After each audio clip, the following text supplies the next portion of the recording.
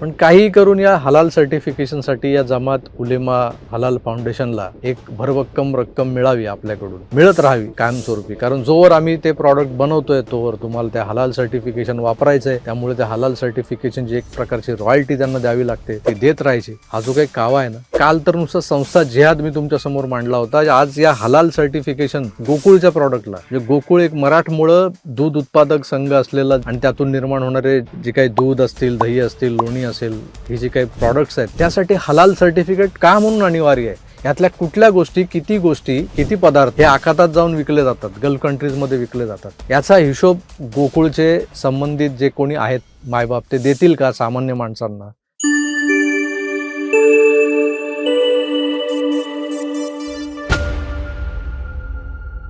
नमस्कार मित्र, कालच आपण कोल्हापूरच्या गोकुळ या दूध उत्पादक संघाबद्दल एक टॉपिक मांडला होता. गोकुळमध्ये चाललेला भ्रष्टाचार आणि या गोकुळात ज्या पद्धतीनं हे भ्रष्टाचारी नांदतायत अक्षरशः, तर तो आपल्यासमोर टप्प्याटप्प्यानं आणण्याचं मी मागे सुतोवाच केलं होतं. कालच्या व्हिडिओच्याही आधी मी एक व्हिडिओ केला होता, ज्यात मी तुम्हाला 2021 साली ज्या पद्धतीनं तिथं भर कोविडमध्ये PPE किट घालून संचालक मंडळाच्या निवडणुका कशा घेतल्या गेल्या होत्या त्याबद्दल सांगितलं होतं. आता हे जे काही चाललंय, तर कालच्या व्हिडिओत तुम्ही ते स्पष्टपणे तुमच्या लक्षात आलंच असेल की मी काय म्हटलंय, की कसंही करून संचालक मंडळावर यायचं. आणि संचालक मंडळावर का यायचंय? कारण गोकुळमध्ये जी काही मलई आहे, ती मलई ओरपण्यासाठी तर गोकुळच्या संचालक मंडळावर अध्यक्ष, उपाध्यक्ष, सेक्रेटरी, खजिनदार अशा पद्धतीची जी महत्त्वाची पद आहेत, त्यावर असलं म्हणजे सोन्याहून पिवळं. पण निव्वळ त्या संचालक मंडळाचं सभासद जरी असलं तरी बरंच काही आपल्याला लाटता येतं. त्यामुळे एकंदरच या संचालक मंडळात शिरण्यासाठी प्रत्येक राजकीय पक्षाच्या पदाधिकाऱ्यांची, नेत्यांची अहमहिका लागलेली असते. आता हा सर्वपक्षीय भ्रष्टाचार जो आहे, त्या भ्रष्टाचारामध्ये काही वर्षांपासून त्या एकंदर कार्यपद्धतीला इस्लामीकरणाचा एक रंग चढू लागला होता, हिरवा रंग चढू लागला होता, जेव्हापासून हसन मियाँ मुश्रीफ हे जेव्हा गोकुळमध्ये एंटर झाले. तर या हसन मियांनी जे काही उद्योग केले ते काल मी तुम्हाला दाखवले, की किती अशा बेनामी बोगस संस्था आहेत, जे त्यांच्याच नावाच्या एकेका गावात 2-2, 3-3 अशा दूध उत्पादक संघ दाखवून मतदार यादी वाढवणं, फुगवणं आणि त्यांच्या जोरावर अनभिषिक्त सम्राट बनणं गोकुळचं. आता हा झाला एक प्रकारचा जो काही त्यांचा अजेंडा होता, तो मी तुमच्या समोर मांडला होता, संचालक मंडळात घुसण्याचा. आता तुम्हाला एक गंमत सांगतो, की या भारतात, महाराष्ट्रात, मुंबईत, कोल्हापुरात, पुण्यात, ठाण्यात जिथे कुठे छोटे छोटे उद्योग आहेत, जे काहीतरी फूड अँड ड्रग्सशी संबंधित आहेत, म्हणजे खाद्यपदार्थ बनवतात. आता जर आपण गोकुळबद्दल बोलतोय तर दुधापासून बनणारे दुग्धजन्य पदार्थ म्हणजे दूध, दही, लोणी, मग ते पाश्चराइज बटर असेल, सॉल्टेड बटर असेल, व्हाईट बटर असेल. मग काय होतं, की यात नंतर काही मंडळी पुढे जाऊन त्यांच्याकडचा जो पुरवठा वाढला, की मग लोकांना पुरवलं जाणारं दूध, जे आपण पॉलिथिनच्या पिशव्यांमधून अर्धा लिटर, 1 लिटरच्या ह्याच्यात बाजारात मिळतात आपल्याला, त्याचा पुरवठा. मग त्यानंतर आता ते टेट्रा पॅक आले, त्या टेट्रा पॅकमधून तो दुधाचा म्हणजे कच्चं दूध जे पुरवलं जातं, त्यात 2 प्रकारचं असतं, मलई विरहित आणि मलईवालं. आता हे सगळं आपल्याला सामान्य ज्ञान जे आहे ते वाचून, बघून आणि दैनंदिन व्यवहारात आपणही दूध विकत घेतो, त्यामुळे आहेच म्हणा. पण उरलेल्या दुधाचं काय? तर उरलेल्या दुधाची भुकटी केली जाते, मिल्क पावडर. आणि मग ती मिल्क पावडर वगैरे बाजारात विकली जाते. बरेचसे लोक जे असतात, बॅचलर्स असतात, काही तान्ही मुलं असतात, ज्यांना आईचं दूध पाजता येत नसतं, अशांना त्या मिल्क पावडरचं दूध पाजलं जातं. ही मिल्क पावडर तुम्हाला प्रवासात कामाला येते, किंवा ही मिल्क पावडर तुम्हाला परदेशात पाठवता येते, जे व्यवसायच करायचा झाला तर ती एक्सपोर्ट करता येते. आता ह्या सगळ्या गोष्टी जेव्हा आपण मी दुग्धजन्य पदार्थांबद्दल बोलता बोलता आपण थोडंसं बाजूला येऊया. हल्दीराम असतील, चितळे बंधू असतील, इतर जे काही असे फरसाणवाले जे मोठमोठे ब्रँड्स आहेत, म्हणजे कंदोई ब्रदर्स म्हणून एक राजकोटचा एक पेढेवाला आहे. असे खूप कोलकात्याची मिठाई आहे, हैदराबादचा तो अली सुलेमान आहे. बरेच लोकं म्हणजे नानकटाईपासून अनेकविध पदार्थ म्हणजे हल्दीरामची ती स्पेशल भुजिया, आलू भुजिया, हल्दीरामचा चिवडा, मग आपल्या चितळ्यांची भाकरवडी असेल, कचोरी असेल, बऱ्याच गोष्टी आहेत. आता अनेकविध असे जे काही पदार्थ आहेत, ते जेव्हा भारताबाहेर पाठवले जातात, परदेशात यापूर्वी हे सगळे पदार्थ पाठवण्यासाठी त्यांचं परदेशातल्या एफ-एम-सी-जी स्टँडर्डायझेशनचं एक डिमार्केशन असायचं. मग त्यानुसार हा जो माल आहे तो त्यांच्या देशात कन्झ्युम केला जाऊ शकतो का? त्या क्वालिटीचा आहे का? हे तपासायला तिथं काही लोक बसलेले असायचे. त्यांचं एक मंत्रालय असायचं आणि त्यांनी एकदा मान्यता दिली, की हे प्रॉडक्ट्स आपले जे आहेत ते त्यांच्या बाजारात, त्या देशातल्या बाजारपेठांमध्ये अगदी सहज मिळायला लागले. आता तुम्ही गंमत बघा, हेच सगळे पदार्थ जेव्हा आखाती देशांमध्ये म्हणजे गल्फ कंट्रीजमध्ये जेव्हा विकायला नेले जातात, तेव्हा या सगळ्या उत्पादनांना एक वेगळं सर्टिफिकेशन असणं गरजेचं असतं. त्याला हलाल सर्टिफिकेट म्हणतात.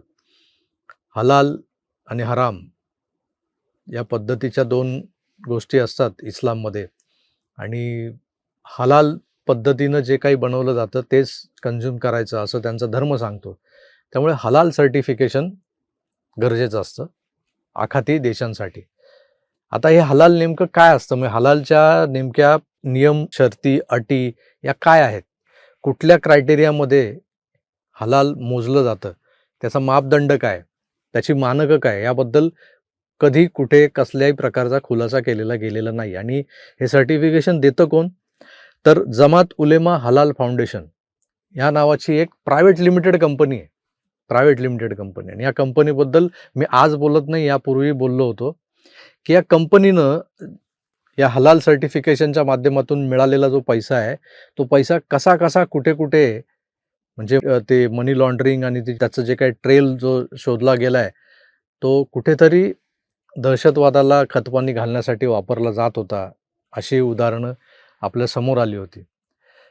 मग आज गोकुळसारखं एक प्रॉडक्ट आहे आपलं महाराष्ट्रातलं, कोल्हापूरसारख्या रांगड्या जिल्ह्यातलं, जिथं दूध दुभत्यांचा जिल्हा हा बनण्यामागे शाहू महाराजांसारख्या थोर व्यक्तीचा हात होता.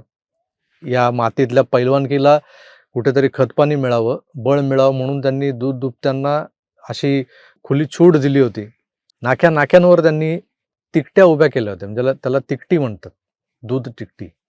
आता अशा एका तिकटीवर मीही गेलो होतो जेव्हा कोल्हापूरचा दौरा करत होतो. मी त्यावर व्हिडिओही केला आहे, की जिथं गाई म्हशी यांचं धारोष्ण दूध ताजं काढून तांब्याभर, कळशीभर, ग्लासभर जसं तुम्हाला पिता येईल तसं ते पिता यावं, ही सोय शाहू महाराजांनी केली होती, जे तालमीला पैलवानकी करायला यायचे त्यांच्यासाठी.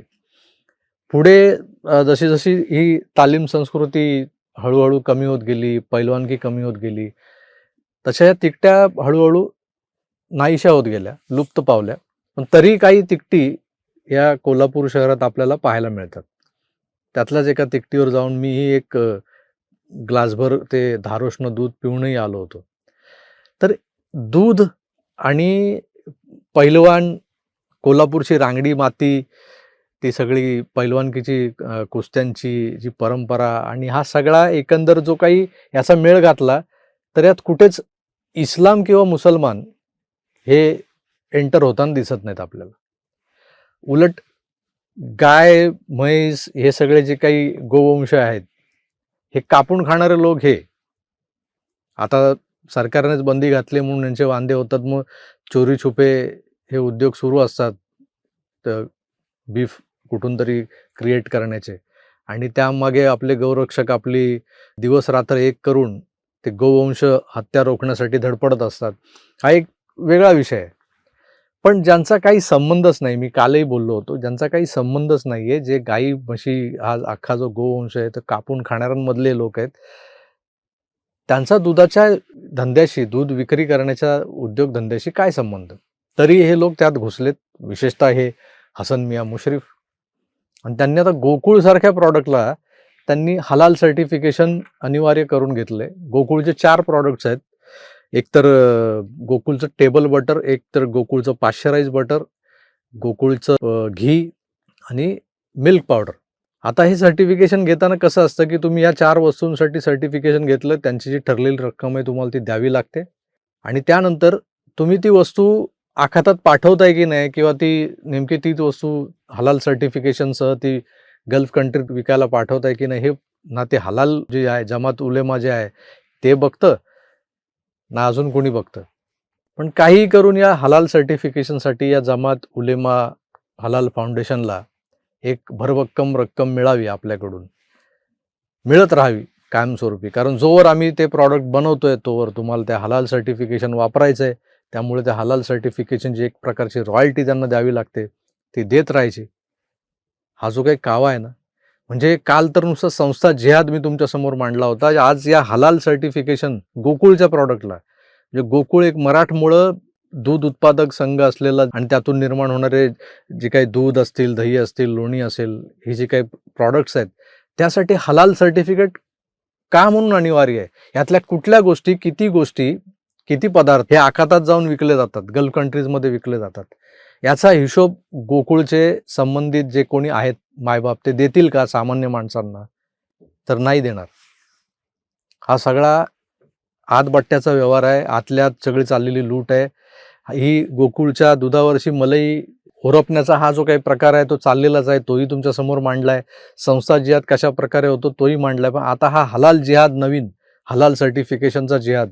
काय गरज आहे गोकुळच्या प्रॉडक्टला हलाल सर्टिफिकेट मिळवून त्यांना उगाचचे ते लाखो रुपये देण्याची? आता ही संस्था जी आहे जमात उलेमा, ती काय करते हे पैसे घेतल्यानंतर हेही माहिती आहे. NIA ने तपास केला होता या संस्थेचा आणि त्यांचे कुठेतरी संबंध आढळले होते दहशतवादी संघटनांसोबत. मग असे हलाल सर्टिफिकेशन गोकुळच्या प्रॉडक्टला कोणी घ्यायला लावले याची चौकशी आमचं राज्य सरकार करेल का? आमचे जे कोणी दुग्ध विकास मंत्री आहेत ते करतील का? माननीय मुख्यमंत्री देवेंद्रजी करतील का? हा माझा प्रश्न आहे आणि हा प्रश्न तुम्हीही यापुढे एम्प्लिफाय करा. प्रत्येक कमेंट्समध्ये हा प्रश्न तुम्हाला विचारणं गरजेचं आहे, की गोकुळसारख्या एखाद्या दुग्धजन्य प्रॉडक्टला जे आपल्या महाराष्ट्रात तरी पोचतंय का कानाकोपऱ्यात? हा सवाल मी काल विचारला होता. अमूल गुजरातचं जे प्रॉडक्ट आहे ते अख्ख्या देशभर पसरलेलं आहे. कदाचित अमूलचं आईस्क्रीम, इतर सगळ्या गोष्टी या भारताबाहेरही जातात. गोकुळचं कुठलं प्रॉडक्ट भारताबाहेर विकलं जातं हे आधी लोकांना सांगा. मग ते आखाती देशांमध्ये, गल्फ कंट्रीजमध्ये मोठ्या प्रमाणात पाठवलं जातंय असं जर असेल आणि तिथे जर अनिवार्य आहे, कारण सगळ्यांनाच अनिवार्य आहे, तिकडे त्यांनी हलाल सर्टिफिकेशन नसेल तर ते घेतच नाहीत प्रॉडक्ट. त्यावेळेला ठीक आहे की बाबा गोकुळ आमचं तिथे फार खपतं, मग हलाल सर्टिफिकेशन गरजेचं आहे. पण तसं नाही आहे. त्यामुळे हा जो काही झोल आहे, परत एक मोठा झोल, तो सरकारनं, तपास यंत्रणानं नीट निरखून पाहायला हवा. आणि हा ज्या पद्धतीनं याचं इस्लामीकरण सुरू झालंय ना, गोकुळसारख्या महाराष्ट्रातल्या एका मराठमोळ्या दुग्धजन्य व्यवसाय करणाऱ्या संस्थेचं, दूध संघाचं ते इस्लामीकरण सुरू झालंय आणि हा एक वेगळाच प्रकारचा जिहाद दिसतोय मला. या जिहादवर तोंड उचकटून कोणी बोलणार आहे का? आणि जो कोणी बोलतोय त्याला दाबण्याचे प्रयत्न सरकारमधून होत आहेत. हा एक नवा शोध लागलाय, त्यावरही मी बोलणार आहे पुढच्या एपिसोडमध्ये. त्यामुळे आज हा जो काही प्रकार आहे हलाल सर्टिफिकेटचा मी तुमच्यासमोर मांडलाय, त्यावर तुम्ही अतिशय तीव्रतेने व्यक्त व्हावं. तुमच्या कमेंट्स अपेक्षित आहेत मला. त्यामुळे मी तुर्तास थांबतो. पुन्हा भेटूच, तोवर आपली काळजी घ्या आणि पाहत राहा आपलं आवडतं YouTube चॅनल आकार DG9. धन्यवाद. नमस्कार.